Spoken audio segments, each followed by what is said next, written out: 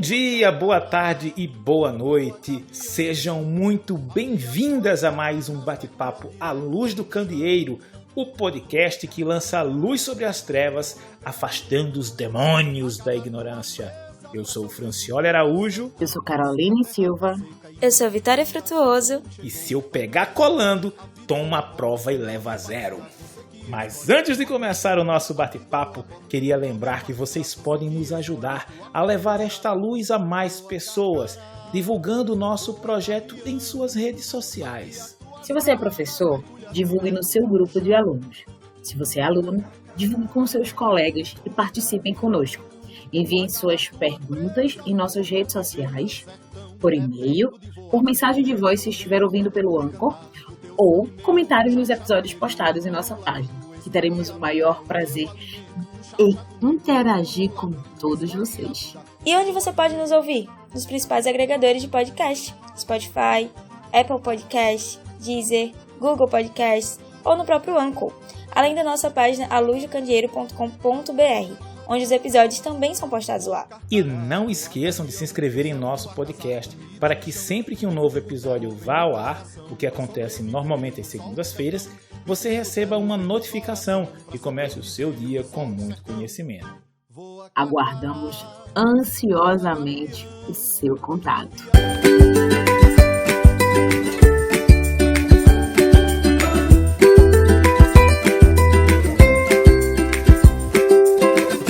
Compreensão e aplicação de diferentes avaliações é muito importante, né? No âmbito escolar, no âmbito acadêmico, de forma de contexto geral.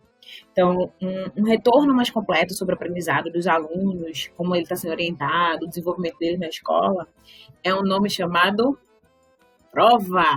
Avaliações do semestre, avaliações parciais, finais, esses são os nomes mais temidos. Então, se um professor quer provocar o caos na sala de aula, tá aquela bagunça, tá muito calmo, ele dá uma sacolejada dizendo o quê? Vamos marcar a nossa prova. Qual é o aluno que vai ficar concentrado? Acabou, né? Então, existem os processos de avaliação do dia a dia na sala de aula e eles são fundamentais para que o professor possa, acho que medir é uma palavra muito feia nesse sentido, mas que ele possa sentir, né, como é que está a evolução da turma, dos alunos, como é que está sendo compreendido o assunto, como é que está sendo a dificuldade daquele pessoal durante aquele tema abordado. A gente sabe que varia de assunto para assunto, de semestre para semestre. E o nível de aprendizado para o professor ter esse retorno do aluno é justificado, né, pelas avaliações. Então, é possível ajustar o plano de ensino a uma realidade que o aluno está inserido, que o professor está inserido, tornando a construção do conhecimento mais dinâmica e efetiva, né? Então, é com base nisso que a gente vai falar hoje, porque ao contrário do que muitos pensam, as avaliações valendo nota, pontos, extras, que são que todo mundo pede a Deus, constitui apenas um dos tipos de avaliações ao longo do ano letivo. Mas, Carol, deixa eu lhe perguntar um negócio. Você acredita que essas avaliações avaliam? Não acredito. Gente, eu sou professora, eu não acredito. Eu acho que é meio frustrante para os dois lados, porque você sabe que aquele aluno tem uma capacidade incrível de desenvolver, mas que não estava muito bem, porque eu posso falar por mim como aluna, na posição de aluna, que estudei várias vezes para várias provas, e na hora da avaliação eu bloqueei tudo, assim. Eu cheguei a zerar a prova, acredita? As provas de cálculo me matavam, porque eu sempre estudava, eu sempre ensinava o pessoal me ensinava que eu sempre... Acho que quando você ensina, você aprende. De fato, você deixa aquilo fixado na sua mente. Só que daí, na hora da prova, era você, sua caneta, seu lápis, né? Que era um trio. A borracha, um quarteto, na verdade. E daí, acabou. Você não conseguia. Quando você lia, você dizia, pronto, não estudei isso. Mas é só um bloqueio do nervoso, né? De você estudar a sobrecarga, as noites sem dormir. Eu acho que é frustrante para o professor que se preparou para fazer aquela prova e para o aluno que, de certa forma, também se preparou. São todos que se preparam, Vitória? Eu acho que também uma coisa que é muito chata é o tempo, né? Às vezes a gente, tá se preparando em casa e aí quando chega lá tem um tempo determinado. E isso também, nossa, dá um bloqueio enorme. E eu acho que todo mundo se frustra mesmo, como você disse, porque eu já vi vários professores, meus mesmo, que, chegavam na sala e falavam, poxa, tiraram nota baixa, sabe? Você viu a frustração do professor, porque, de certa forma, alguns professores, eles entendem que se o aluno não tá indo bem, muito provavelmente eles não estão ensinando bem, sabe? Então, vira aquele ciclo chato na sala de aula, aquele constrangimento, sabe? Na época que eu fui professora, eu me senti muito frustrada, porque eu fiz uma avaliação pautada, basicamente, em mudar só os valores que eu tinha visto com eles em sala de aula, nas atividades complementares, nas listas de exercícios. E eu fiquei bem estressada, assim, nossa, a galera não estudou, uma boa parte tirou nota baixa, não sei o quê. Enfim, né, a gente tem esse professor, ele tem essa dor no peito que ele carrega, e tentar fazer o máximo. Mas só que daí eu percebi que no mesmo dia os meninos tiveram outras provas, tão pesadas quanto as minhas, e a minha era a última do dia. Você já está cansado, você não tem como render mais, porque todo mundo tem um limite. E como a Vitória falou, existe um tempo curto, que eu acho bastante curto, para você desenvolver tudo que você vinha pensando. Imagina, estou fazendo 3 provas no mesmo dia, muito pesadas. Então, daí eu comecei a entender que o problema não era só eu ou eles não terem sabido de alguma coisa, ou não ter entendido algum assunto mais específico, ou não ter conseguido alcançar. O problema é que mentalmente eles já estavam esgotados para fazer a minha prova. E isso também leva a cola, né? Porque quantas pessoas não podiam ter tirado uma nota muito boa e não saber de nada e ter colado e eu nem ter visto, ou quem aplicou a prova também não ter visto. E daí eu comecei a compreender a questão da avaliação formal não ser essa coisa tão sobrecarregada, não jogar em cima dos meninos, você é obrigado a aprender, porque ninguém é obrigado a nada. Essa é a verdade. E da forma que é visto no colégio, é muito pesado, é muito puxado, assim como é na graduação também. Porque imagina, a gente tá com 5 disciplinas, fazer prova das 5, um texto totalmente diferente dependendo do que você esteja pagando, do que você esteja cursando, e ter que dar conta de 5 provas pesadíssimas. Ninguém é uma máquina. Eu sei que existem as pessoas que têm o QI acima da média, eu não sou essa pessoa, eu preciso estudar muito, concentrar muito para uma coisa só para poder ficar bom, e uma por vez. Mas imagina que na graduação eu já tenho 2, 3 provas por dia.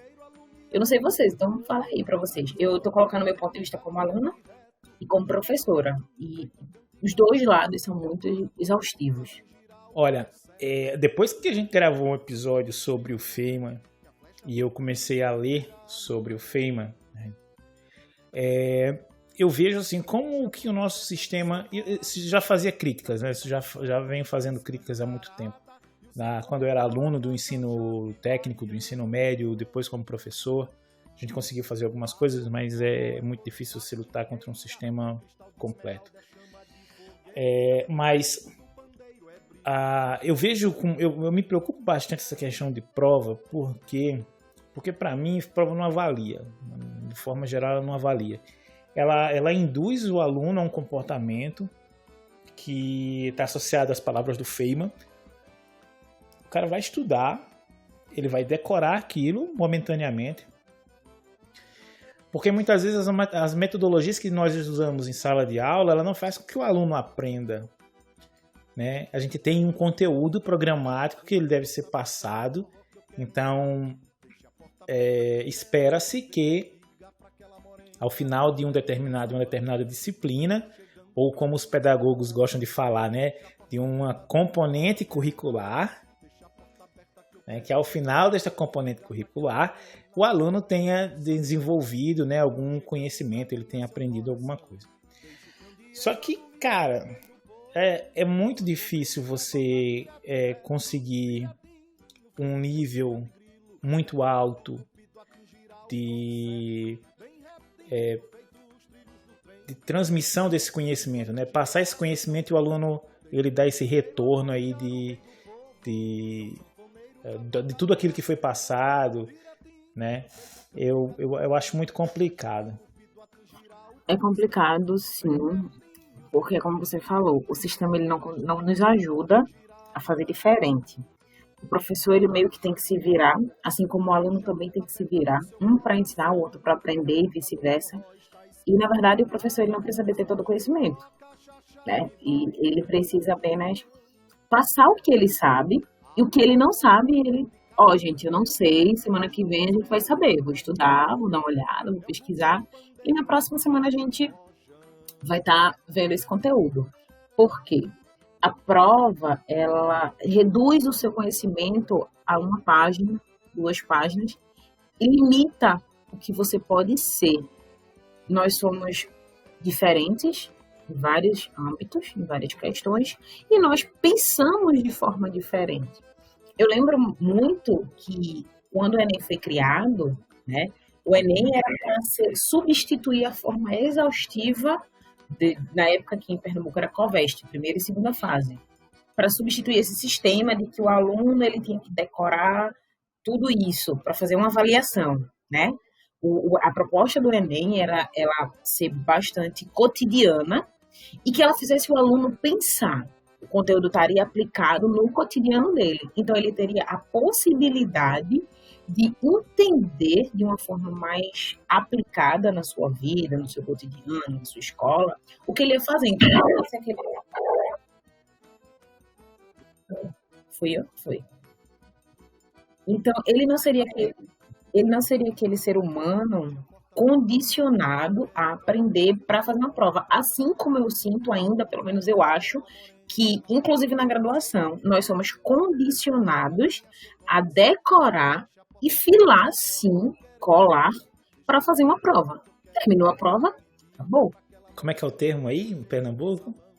Filar. Filar? Fila. Ela está filando. Carol estava filando de alguém. Carol estava filando de Francioli, que não é colar. É filar. Não sei aí. Mas isso, Carol, isso foi uma das minhas maiores decepções na faculdade. Porque no ensino médio eu tinha essa... Né, a gente tinha que, tipo assim, decorar tudo. E eu, nossa, não aguento mais. Não vejo a hora de entrar na faculdade. Tenho certeza que isso vai passar. Nossa, eu tô assim, só decepção. Primeiro porque eu vejo como as matérias, elas se juntam. E como os professores, eles passam cada provinha só no seu contextozinho. E não dá pra gente explorar. Então, às vezes eu vejo uma matéria, sei lá, de álgebra, vetorial, em física. Mas, às vezes, de cara eu não consigo, tipo, associar. Porque eu só vi um determinado contexto, sabe? Não, é engraçado, Vitória, que acaba sendo uma extensão do nosso ensino médio, algumas disciplinas, né? Mas não são todas, não se frustre, calma. Vem disciplina boa, vem professor que vai fazer diferente. Porque na minha graduação eu lembro que eu tive muitas disciplinas que eu filei. Não acho bonito dizer isso, mas era opção de estudar uma que eu amava, eu nunca filei, nunca colei. Nenhuma disciplina específica minha. Nenhuma, tipo, do meu curso de Química, nunca. Eu sempre lutava ali, porque eu tinha que aprender, eu tinha que saber. Mas existiram outras que eu não fui tão bem, que eu reprovei, porque era muito metódico, minha gente. Tipo, vinha a minha avaliação, era meio livro que caía na prova. Eu não tinha condições de aprender metade daquele livro. Na verdade, um livro inteiro, né? Eu tive uma prova que foi um livro inteiro. E eu também achava que na pós-graduação isso mudaria. Infelizmente, tive o desprazer de pagar uma disciplina que não mudou. E eu não colei, eu acho que eu estava um pouco mais madura durante a pós-graduação, no mestrado. No doutorado eu não tive problema, mas no meu mestrado eu estava um pouco mais madura, consciente daquilo ali, que se eu não aprendesse, não era um erro meu, talvez não fosse um erro do professor, mas o sistema estava causando que tanto eu e ele não estivéssemos falando a mesma língua. E eu me frustrei muito, que era a disciplina que eu tava supra-sumo. Sabe aquela disciplina que você faz? É essa que vai fazer o diferencial na minha vida. E não foi tudo por água abaixo. E foi horrível a sensação de que vai ter prova semana que vem. Eu já me tremia toda. Toda me tremendo, tá? Sabe? Sabe aquela pessoa que tem medo de ir pro dentista, que quando vai abrir a boca, acha que vai arrancar todos os seus dentes? Ou aquele barulhinho. Era eu na hora de fazer a prova dessa disciplina. Eu entrava em desespero. Porque não tinha construção de conhecimento. Era só pegou e repete. Já tive uma outra disciplina que foi incrível, assim, sugou minha alma, como diria. Mas, tipo, teve textinho, prova formal, apresentação, trabalhos, pesquisa, vários níveis. E, tipo, a sobrecarga maior não era da avaliação, era da sua apresentação. Ou seja, você tinha que dar uma boa aula e dominar o que você estava falando. Então, eu aprendi, minha gente, eu aprendi muito, porque eu sinto que você me perguntar hoje sobre essa determinada disciplina, eu sei te explicar. Não ficou só no papel, não ficou só numa prova, não ficou só numa avaliação, ficou de conhecimento que eu aplico hoje na minha pesquisa, que eu aplico hoje no meu cotidiano, que eu ensino a um colega, que eu sento com ele para explicar.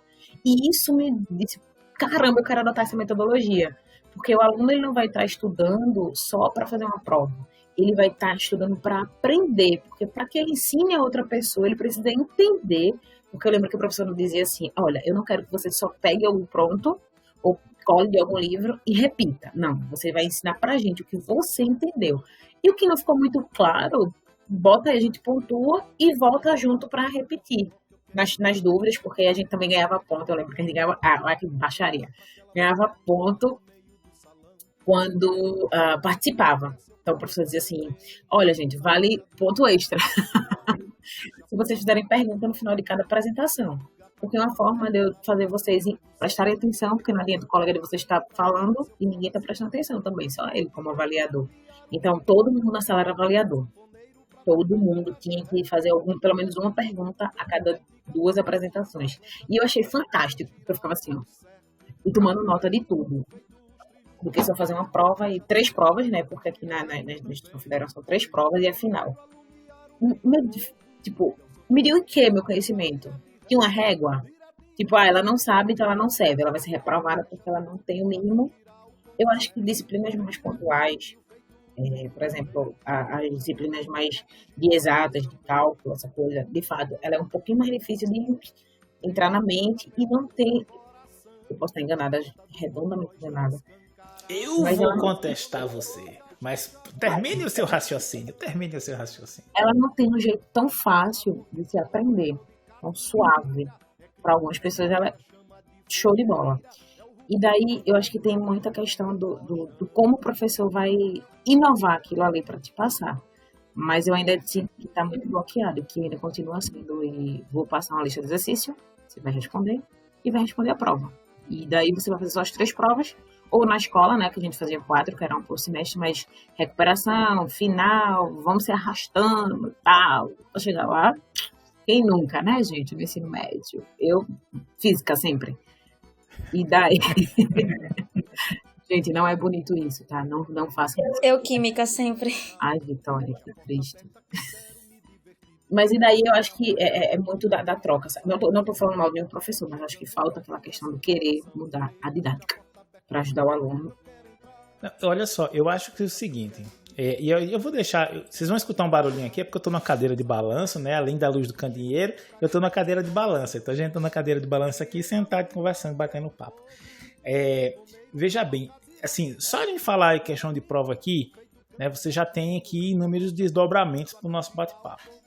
Eu até vou deixar um desafio aqui, eu sei que talvez tenha algum ex-aluno meu que escute o episódio, né, que escute o nosso podcast, e eu queria o cara que deixasse um comentário, né, quando eu deixasse lá no Instagram, quando a gente deixasse o episódio lá no Instagram, né, fazendo a propagandinha, que ele dissesse lá se ele acha que eu sou professor convencional. Porque assim, a gente às vezes acha que é uma pessoa um pouco diferente, mas às vezes a gente é bem convencional.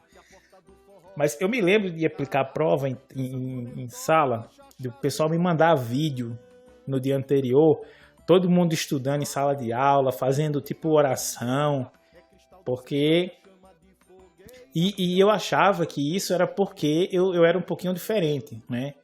Porque não que as minhas provas elas poderiam seguir aquele mesmo padrão, mas normalmente não estava atrelado ou era a única forma de você estudar, não era você pegar, por exemplo, o livro e rabiscar lá, olha só, vou fazer aqui um questionário com 30 questões, que 5 delas vão cair na prova, o que me importa é conceito, né? Porque assim, acaba que muitas formas de avaliação, muitas avaliações, elas são feitas em cima disso, né? Conceito.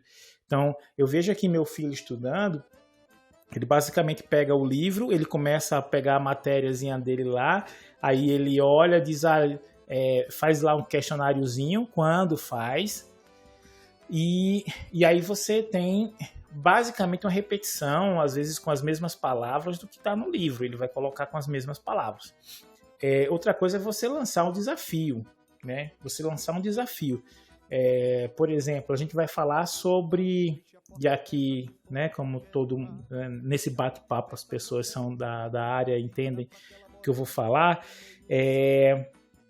vamos falar aqui, solubilidade, né? Você vai falar sobre, por exemplo, eu dou aula de lixiviação. Lixiviação, o que é? Você tem um material que está na forma sólida e você coloca ele em contato com algum líquido, e esse líquido, uma parte desse sólido, ele passa para a forma líquida na forma de íons, né? Normalmente na forma de íons.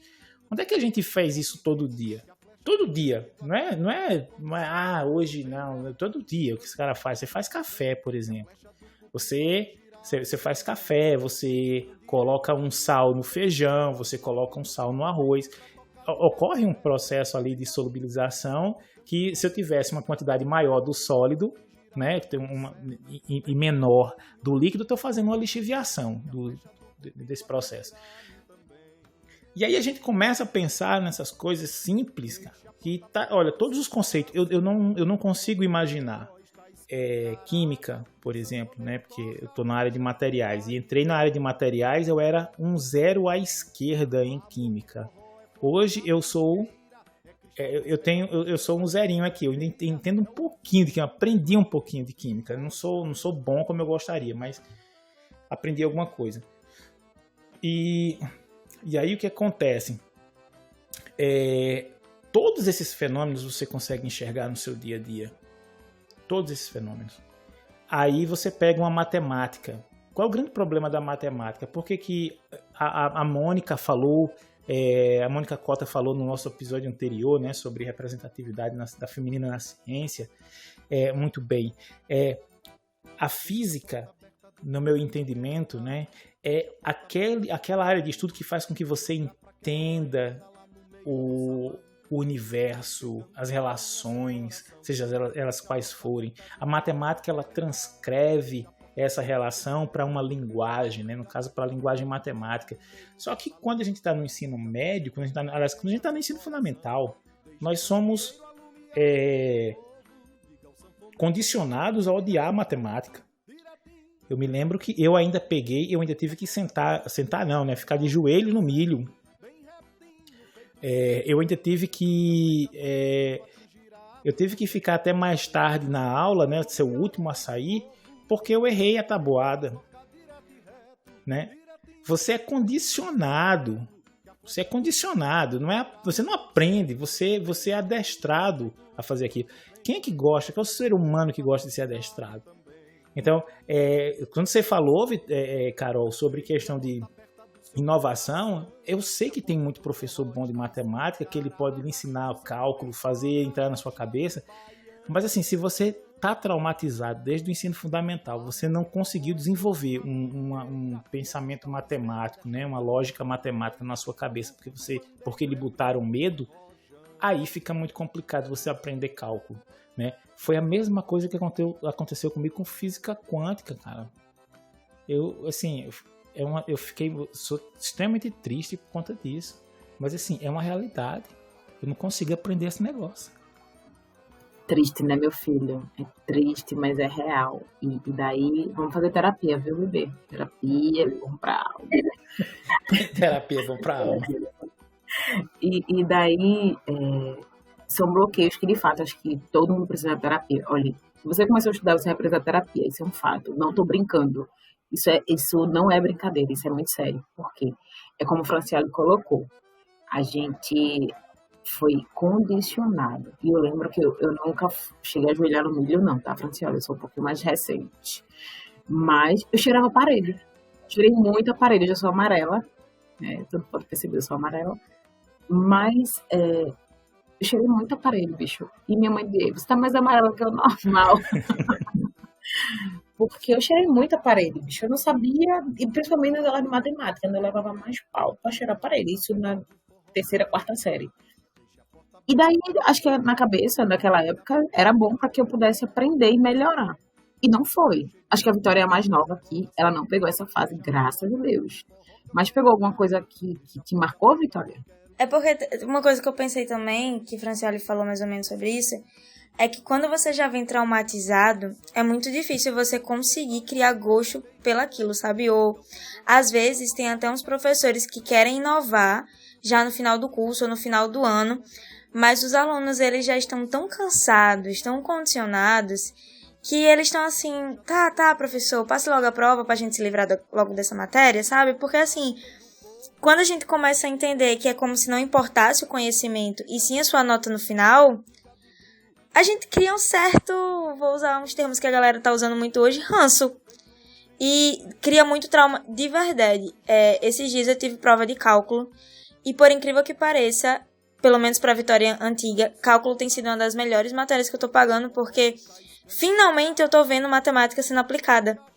Isso é muito louco, porque eu via os professores Franciele se benzendo. Porque, assim, eu vi sempre os professores falando, quando eu estava estudando funções. Isso aqui, vocês aprendem só até aqui, porque a gente só vai usar se vocês forem pagar alguma engenharia, vocês vão pagar cálculo. Então, assim, eu não tenho motivação nenhuma pra estudar, sabe? Porque, eu só vou pagar se eu for estudar alguma engenharia, tipo, vai servir de quê na minha vida, sabe? E eu lembro que eu comecei a pagar cálculo e outras matérias aqui de engenharia e tudo mais. E eu vim com muito medo, sério, por causa do ensino médio, por causa das provas, porque, nossa, vou ter que fazer exercício, e repetir, e às vezes repetir mesmo sem entender, sabe? Que é muito isso que algumas provas são. E eu vejo quanto... Eu tô lendo um livro agora, inclusive já indico, O Andar do Bêbado, que ele fala sobre probabilidades e tudo mais.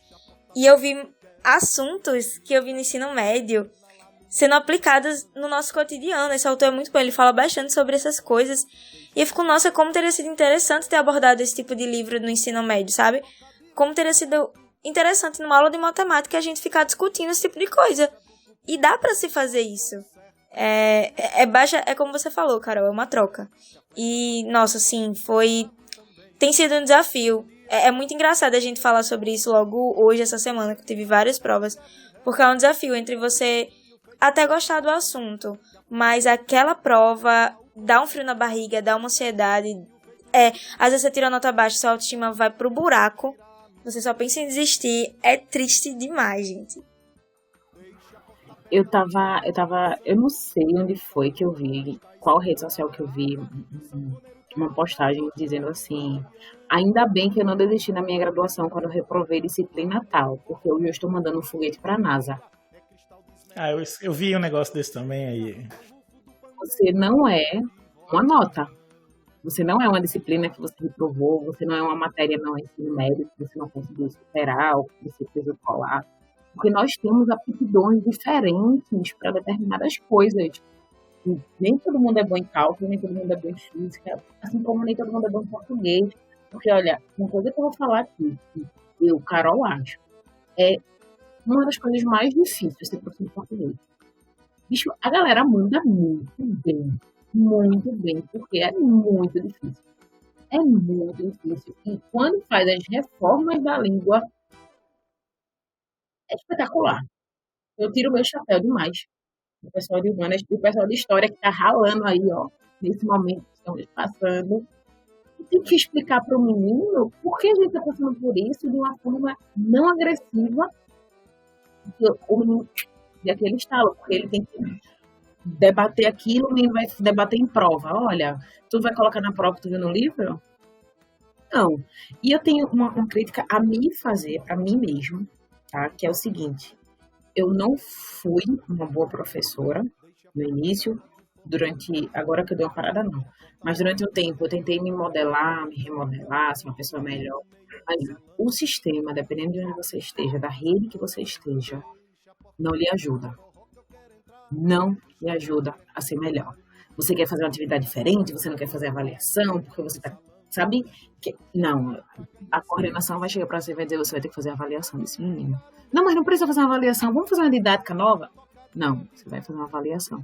Pô, e todo o trabalho que eu tive para o menino fazer um experimento, para o menino apresentar, para o menino entregar uma lista, não é uma construção, ele tem que fazer uma prova. Então, assim, é muito desgastante. o sistema ele não muda, ele não ajuda o professor a crescer, ele só ajuda o professor a querer deixar do jeito que tá. Porque é como se você estivesse o tempo todo remando contra a maré. E uma hora você sente que você vai se afogar. Você tá cansado, você tá exausto, você quer parar, somente isso. E daí você fica pensando, será que eu tô fazendo a coisa certa? É como o Francioli colocou muito bem, existem muitos professores de cálculo muito bons, que fazem coisa diferente, que aplicam diferente, assim como existem muitos professores de matemática muito bons, que eu conheci, tive o prazer de conhecer alguns, e enaltecer o trabalho desses profissionais que tentam fazer diferente, como várias outras disciplinas, que fazem seu trabalho além do que é permitido, porque, bicho, não é fácil montar uma avaliação diferente de tudo que a gente vê, já começa a dar dificuldade. Se o aluno ali está estando 24 horas no ar, você chega em casa, chega uma mensagem do aluno no seu WhatsApp, porque agora é mais fácil, o mundo deve ganhar o WhatsApp do professor, né? Professor, e aquela resposta que o senhor não me deu em sala de aula, vai cair na prova? E o cara manda mensagem para você de 11 horas da noite, às vezes até mais tarde. Diga, amigo, pelo amor de Deus, isso eu tô querendo dormir, né? Mas vai cair na prova, professor, amanhã? Só me responda isso. A preocupação do menino não é se ele aprendeu, é se vai cair na prova dele amanhã, porque ele tá com medo de ficar em recuperação em mais uma matéria. Porque é somatório, né? A gente tá no processo somatório da dificuldade da dúvida. Então, assim, fica cansativo para o professor, fica cansativo para o aluno. Agora, imagine o professor corrigir 40, 50 provas de uma turma. Em uma turma. E depois ele vai ter que multiplicar isso por mais 4 turmas. Pelo menos, né? Eu tive 6 turmas de ensino médio. 6 em uma escola. Então, tu imagina, cada turma eu tinha em torno de 40, 45. A minha maior turma tinha 65 alunos. O terceiro ano geralmente é bem carregado, né? Os meus 2 terceiros anos eram os mais carregados. Então, eram 65 e 60. Imagina tu ter um prazo para devolver essa avaliação para a coordenação. Eu vou fazer a prova na segunda, terça e quarta, porque primeiro, segundo e terceiro ano são dias alternados, graças a Deus. Mas na sexta-feira tem que entregar o resultado do primeiro, segundo e terceiro ano, nota, recuperação, quem vai para a escola, quem está de férias. Isso para uma escola. Se tu pega 2 escolas no mesmo sistema, como é que tu faz para dar conta? Então, como é que o professor vai tentar ajudar o aluno a fazer uma prova melhor se ele não é ajudado no momento nenhum? Eu acho que até agora, não sei, Vitória também se pronuncia aí, Vitória, mas a gente já colocou bem que prova não avalia, correto? É, correto. Pelo menos as provas que nos são passadas, a maioria não dá para avaliar. E aí eu vou colocar aqui um relato que de vez em quando eu faço. É lógico, né? Eu tô falando aqui de uma realidade. Eu sou professor de ensino técnico e a maioria dos meus alunos que saíram para o mercado de trabalho, com os quais eu tive contato, né, depois de algum tempo, com os seus supervisores, né, com os seus superiores dentro das empresas, os melhores profissionais não eram os melhores alunos. Sim. Quer dizer, os melhores profissionais não foram aqueles que tiraram as melhores notas, né? Por quê? Né? Por quê? Porque o cara que tira uma boa nota, normalmente, ele foca demais. E eu não vou dizer aqui, não é um recado para você ser um mau aluno, né? Não é um recado, a gente precisa mudar muita coisa. E não é uma condição também, né? Tipo, você precisa ser ruim. Claro. Porque, olha, muitas vezes o que faltava nos meus melhores alunos, naqueles que tiravam as melhores notas, era a capacidade de se comunicar. O cara era fantástico. Ele tirava só nota boa. O cara só tirava 10. Né? Quando eu não tinha disponibilidade de laboratório, que tinha que recorrer realmente a perguntas, né, a questões mais, eu diria assim, mais relacionadas a conceituações e tudo mais, o cara que se debruçasse sobre um livro, estudasse, ele conseguiria uma boa nota. E aqueles alunos que, né, faziam lá aquele e-mail, às vezes não entendia muito bem e tal, quando ele chegava na empresa, o cara se sobressaía, porque normalmente era o cara que ele consegue conversar melhor. Então ele conversa melhor, ele consegue ter relações melhores. Então não é somente o quociente intelectual, você tem que ter o quociente emocional, né? Inteligência emocional, essas outras inteligências que são muito importantes. E aí, quando você vai fazer avaliação, você está levando em consideração uma única situação. Você está levando, eu marquei uma prova para amanhã. Então, eu considero que amanhã todos os meus alunos vão estar 100%. Todos eles vão estar psicologicamente bem, todos eles dormiram bem, todos eles se alimentaram bem, todos eles estudaram muito bem. E o resultado, às vezes, é desastroso, né? Você vê lá o resultado, você se sente, às vezes, um inepto enquanto professor, né? Porque você não conseguiu fazer com que a turma captasse, né, o que você quis dizer. E normalmente dizem, se menos de 50% da turma se deu... Não, se mais de 50% da turma se deu mal, a culpa é do professor. Né? Nem sempre, né? Nem sempre. Mas acho que também é hora da gente rever didáticas. A gente vê países dando saltos em educação porque eles reviram a didática. Eles veem novamente planejamento de como a gente precisa fazer com que os alunos eles aprendam. Eles precisam aprender. Eu preciso ensinar, por exemplo, ao aluno sobre uma equação de segundo grau, e eu preciso fazer com que este aluno ele saiba onde é que ele vai aplicar. E outra coisa, o professor precisa saber onde vai aplicar. O professor precisa saber. E assim, não é... Digamos que o cara fez lá matemática e tal, ele chegou lá, ele não sabe onde aplicar aquilo. Ele não sabe onde aplicar. Mas eu tenho alguém ali que tem, sei lá, professor da engenharia, que ele sabe onde aplicar aquilo. E aí a gente pode fazer, ou pode chegar no ponto onde a Vitória comentou mais anteriormente, que é você pegar professores de áreas que têm afinidade e você dizer, olha, cara, você ensina essa parte muito bem.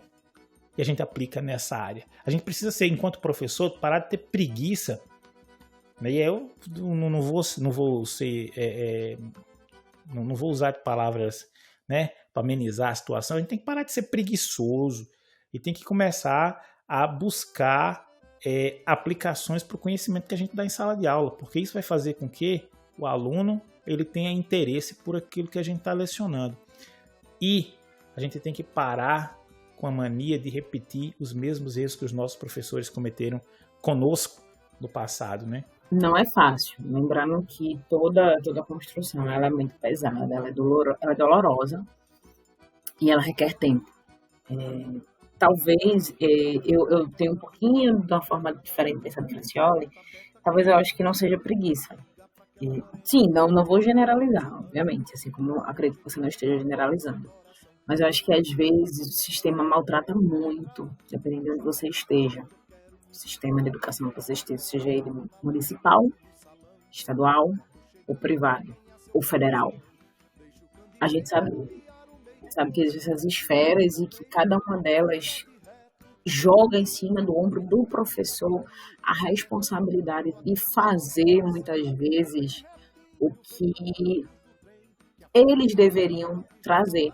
Concordo. Então, ele faz com que o professor faça isso. Lembrando que o salário é um fator para que o professor tenha mais do que uma escola para dar aula. Uhum.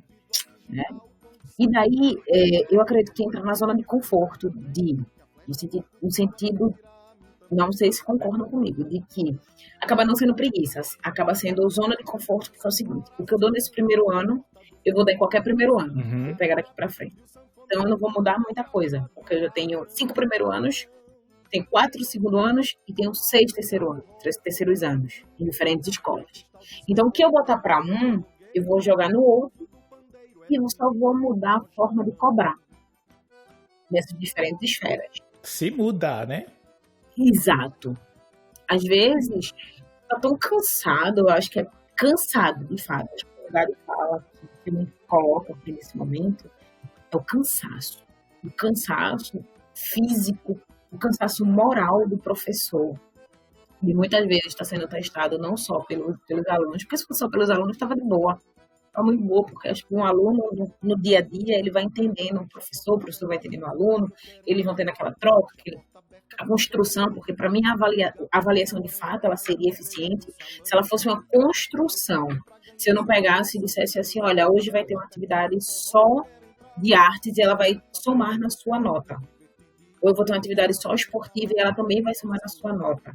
Eu vou ter uma atividade que a gente não tem, pelo menos eu não sei se tem, né? Que fique bem claro, eu até agora não conheço, onde eu vou treinar o menino para o mercado de trabalho, porque no terceiro ano ele não necessariamente quer fazer um vestibular e fazer uma universidade. Ele quer ir para o mercado de trabalho, ele quer ser produtivo, ele quer ser empreendedor, sabe? E isso tem que vir no ensino médio. Isso não tem que ser cobrado no ensino superior, não. Tem que ser no ensino médio, porque o menino ele tem que. Hoje, o nosso ensino médio é condicionado a sair dele e fazer uma avaliação para entrar na universidade. Vê que pesado que joga em cima da gente. E não necessariamente o professor tem que obrigar, porque assim, o que eu sinto aqui, o professor tem que obrigar aquele menino que ele tem que aceitar isso. E uma coisa que eu sempre deixei muito claro para os meus alunos, e sempre foi muito claro para mim e para os meus professores seja o que você quiser, desde que você não trate mal as pessoas que estão ao seu redor. Se você for você quer ser vendedor de loja, seja o melhor vendedor da loja que você estiver. Porque ele é seu emprego, que ela é a sua função, que foi você que escolheu. Você não precisa ter um ensino superior para ser alguém, você sempre vai ser alguém. E não é uma prova que vai dizer com vários números ou 100 números quem é você. Se você for um vendedor, professora, vou terminar o ensino médio, vou montar um negócio para mim, de comida, e você é a melhor loja de comida da região, seja o dono da melhor loja de comida da região. Professora, eu quero ser médica, então eu estou estudando muito para fazer medicina. Vou ser médico, e esse é o meu prazer, porque eu tenho necessidade de estudar medicina. Seja o melhor médico que você puder. Mas não se frustre quando você estiver lá fazendo sua prova, que não der certo, você não aprender, sabe? Por isso, ou você, professor, não se frustre porque sua turma não está acompanhando, a culpa não é sua. A sua sobrecarga é sobrenatural, porque pelo menos no ensino médio, pelo menos, né, que coisa feia, Carol, pelo menos no ensino médio você vai pegar uma pauta do primeiro ano e vai botar para todos os primeiros anos. Segundo ano, todo segundo ano, terceiro ano, que não é pouco, a gente sabe que não é pouco. A didática é puxada, o ritmo é violento. Mas no ensino superior, você pode pegar todo semestre uma disciplina diferente. Daí você não vai pegar só aquela disciplina diferente. Vai pegar a sua disciplina diferente, mais a disciplina que você dava no semestre passado, para dar uma nova aula. E daí acaba ficando exaustivo, porque as turmas do ensino superior também são imensas. Então, é isso que eu acho que não é a questão, sabe? Acho que a questão da avaliação, ela se torna muito metódica, se torna muito batida, porque a sobrecarga do sistema sobre o professor é muito violenta.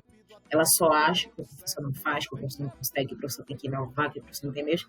Bicho, tem instituição que não dá nenhum piloto para o professor anotar a data da prova no quadro. Nem um giz, né? Não, que é pior ainda.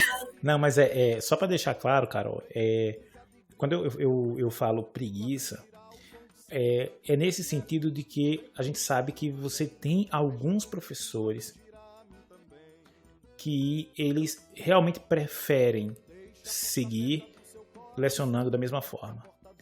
E a gente sabe que tem professores que o cara, dificilmente ele vai conseguir pensar numa outra forma de dar aula, porque o cara tá numa sobrecarga absurda, né? É o cara que dá 40 horas, 44 horas semanais, e o cara às vezes dá uma aula na Zona Sul, e de tarde ele tem que estar na Zona Norte para dar aula. Então, lógico, realmente você pontuou muito bem, não é uma questão de generalização. E é evidente que a gente precisa que as coisas elas partam de cima, né? A gente precisa ter modificações partindo de cima, e a gente precisa ter condições, evidente, para que a gente possa fazer essas mudanças que são fazer com que isso realmente aconteça. Mas dentro de sala de aula, né, a gente ainda pensa que o professor é soberano, né, no sentido de a minha autonomia. A gente precisa pensar em formas E só para deixar claro, quando eu falo em metodologias de avaliação, né, que eu acredito que a forma como a gente faz hoje de forma bem generalizada, ela não avalia realmente, é porque isso também faz com que a gente possa desenvolver métodos que auxiliem o professor. Eu quero lecionar alguma coisa, eu quero ensinar aos meus alunos alguma coisa de forma que eles aprendam e não somente que eles decorem. E para eu ter certeza que eles aprenderam, eu preciso colocá-los em uma situação prática, pelo menos hipotética, né? Prática, hipotética, e que eles consigam sair daquela situação utilizando o conhecimento que a gente colocou diante dele, né? Que eu acho que essas são as questões essenciais. Fala, Vitória. Problematizar aqui um pouquinho, na verdade pontuar, porque uma coisa importante que a gente precisa ressaltar também é que a gente tá falando sobre avaliação e tudo mais de uma forma bem geral, mas a gente vive num país muito desigual, então um professor de escola pública vai ser diferente de um professor de escola particular. Às vezes porque a escola ela tem um método totalmente diferente. Então eu tenho um amigo, por exemplo, que está fazendo estágio em uma escola particular, que ele diz que o intuito da escola é sempre juntar a educação da escola com os pais. Então eles têm contato com os pais direto. Eles sabem do porquê que o aluno está passando por... Eles sabem cada aluno, o problema que cada aluno tem, sabe quando o aluno fica ansioso, eles são tipo assim, sabe? E isso é porque eles têm uma estrutura. É diferente de uma escola pública, que pelo menos na época que eu pagava ensino fundamental, acho que era 2, 1, enfim, a minha professora, sério, gente, isso acontecia, ela tinha, quando os alunos estavam dando muito trabalho, ela deixava a gente até depois que tocava, sabe? 12 horas acabava a aula. E ela deixava a gente dentro da sala de aula, não deixava a gente sair para os pais serem obrigados a entrar. E, tipo, por que meu filho não chegou em casa? Eu não sei se isso pra alguém parece absurdo, mas eu cansei de ver isso, porque os pais não iam nem pras reuniões. Então esse tipo de coisa também é complicado pro professor conseguir entender. Então, assim, nesse caso, eu entendo muito a Carol quando ela fala que às vezes realmente é muito mais confortável pro professor, porque ele tá tão cansado de ter que pensar para cada sala, cada turma, ter que pensar em uma estratégia diferente. E lembrar também dos que participaram, dos que não participaram. Porém, eu também tive contato com professores que eram pagos só para dar aula naquela determinada instituição, que eles eram obrigados a só ficar naquilo, inclusive, tipo, não poderia ir para outra, nem particular, nem nada. E eles só tinham, às vezes, a minha sala e outra, e eles simplesmente... Sabe, às vezes dava uma aula bem jogada e passava uma atividade bem jogada também. E eles poderiam ter feito mais, sabe? Tipo, eles poderiam ter avançado mais. Então, é nesse sentido que é bem complicado quando a gente fala sobre isso, porque são realidades diferentes, né? E a gente precisa entender isso também. Dos nossos diferentes pontos de vista aqui, que fica muito claro que a avaliação por uma única prova ela é totalmente ineficiente. O que vale é o que você constrói com o seu aluno, é a relação de troca, onde o professor também se coloca na posição de aluno, de aprendiz, porque ninguém sabe tudo. Todos os dias estamos aí para aprender alguma coisa. Então, para mim hoje foi isso. Somos sempre, eternamente, aprendizes. E vocês? O que me dizem para hoje? Não, é isso, galera. Pra finalizar, né? Não coloquem tanta expectativa nas suas notas, nas suas provas, mas faça o seu melhor. Tente o máximo fazer o seu melhor. Eu aprendi que excelência é diferente de perfeccionismo. Que é uma coisa que eu tô aprendendo às duras, assim. Porque vai depender do seu contexto também, mas pelo menos eu fui e sou ainda uma aluna que muitas vezes quer ter o perfeccionismo, quer ser a melhor de todas ou muitas vezes a melhor nota. E eu tenho aprendido que isso não me garante aprender nada. Então, é entender que a excelência é você conseguir construir esse conhecimento. Então, foco na excelência, não no perfeccionismo. E se você é professor, né, bate um papo aí com pessoas que que tem pesquisado essa parte de avaliação, vê a possibilidade de complementação do teu conteúdo com áreas práticas, né? Às vezes a gente carece, às vezes você é bom na metodologia, você é bom na didática, mas às vezes a gente falta um pouquinho ali de conhecer algumas aplicações práticas que podem fazer com que o aluno ele realmente tenha interesse por aquilo e comece realmente a aprender e não somente decorar. E aí, quando você aprende, né, os resultados eles naturalmente tendem a ser melhores nas avaliações. Então, eu acho que é isso. Carol, você tem um recadinho, né, sobre as nossas lives que começam quando? Isso. Nossa primeira live será dia 14/4, próxima quarta-feira, pessoal. A partir das 8 horas, no nosso Instagram, A Luz do Candeeiro. E vamos explorar um pouquinho o tema que a gente falou no nosso episódio 10, representatividade na ciência. E eu convido vocês a bater esse papo com a gente, porque a gente vai estar convidando lá, na hora, alguém que queira, né, conversar e trocar conhecimento junto com a gente, nessas lives que serão muito legais. E Vitória, o que você está aprontando lá no Lampejo Científico?